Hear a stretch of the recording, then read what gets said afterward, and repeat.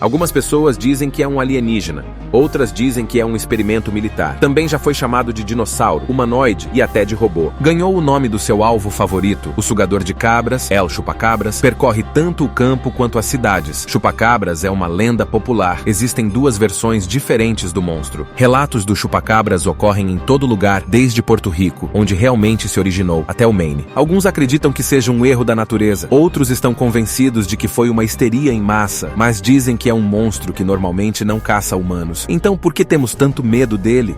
Sejam todos bem-vindos a Cronópolis.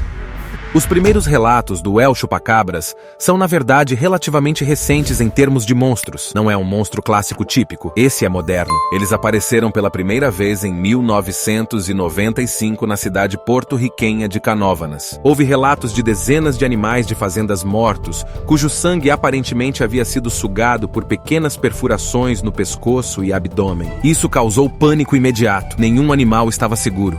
Patos, coelhos, galinhas, porcos e, obviamente, cabras, todos teriam sido mortos por essa criatura jamais vista. Em Porto Rico, dizem que o chupacabras mede de 3 a 5 pés de altura, cerca de 1,5 metros, com asas de morcego, presas, uma corcunda nas costas, olhos grandes e pretos ou vermelhos, e coberto com escamas ou espinhos. Alguns relatos incluem braços pequenos e a capacidade de saltar grandes distâncias. Outros afirmam que tem espinhos ao longo das costas e uma língua longa. Para os moradores de Canóvanas, esse monstro aterrorizante era uma ameaça real. Seus animais estavam morrendo e as pessoas estavam tão assustadas que guardas foram posicionados para proteger os animais restantes. As crianças foram escoltadas para a escola e algumas famílias até abandonaram suas casas. À medida que os jornais locais e nacionais pegavam a história, os relatos aumentavam por toda a ilha. Até abril de 1996, mais de 2.000 animais haviam sido vítimas do El Chupacabras. Porto Rico acabou abrigando os militares dos americanos. Isso inclui o Forte Cannon, localizado a menos de 40 minutos de Canóvanas. Rumores circulam de que o El Chupacabras era um experimento militar escapado. Aqui é onde as coisas ficam mais interessantes e políticas.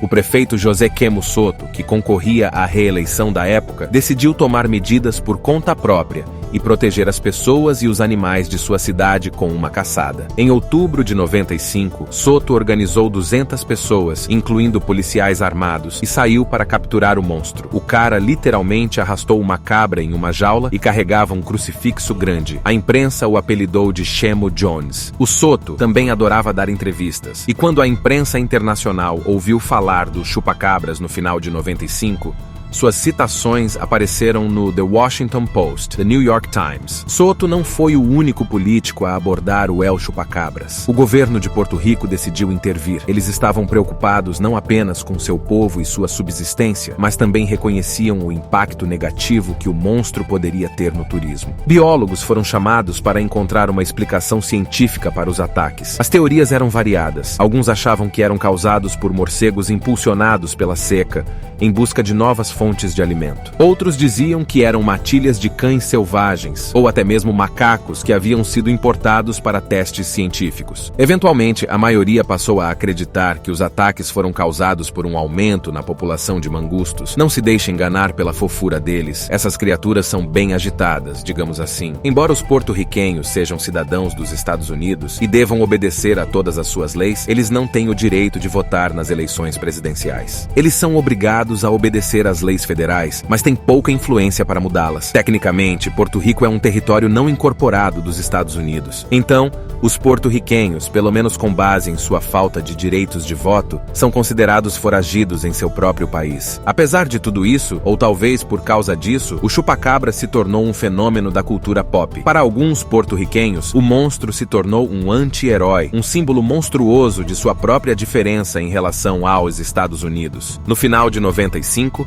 milhares de camisetas foram estampadas com ilustrações do chupacabras. Isso inspirou 3 músicas e um coquetel. Nos primeiros anos dos anos 2000, um tipo diferente de chupacabras surgiu. Relatos do México e do sudoeste dos Estados Unidos descreveram os chupacabras como um animal sem pelos e magro, andando em 4 patas, uma grande diferença em relação ao monstro original de Porto Rico. Ao contrário da versão porto-riquenha, foram encontrados corpos reais. Após exame, essas criaturas com aparência de cães sempre se revelaram serem coiotes, cachorros ou guaxinins com anomalias genéticas ou vítimas de sarna. Um animal infectado com sarna tem coceira intensa e perda de pelos. Alguns até têm feridas auto-infligidas de tanto coçar e morder. Em casos avançados, a pele do animal pode ficar mais espessa e mais escura em cor. Todos esses sintomas podem explicar a aparência do chupacabras. Como esse chupacabra é baseado em animais do mundo real, ele carrega menos significado cultural do que seu primo porto-riquenho. O status político único de Porto Rico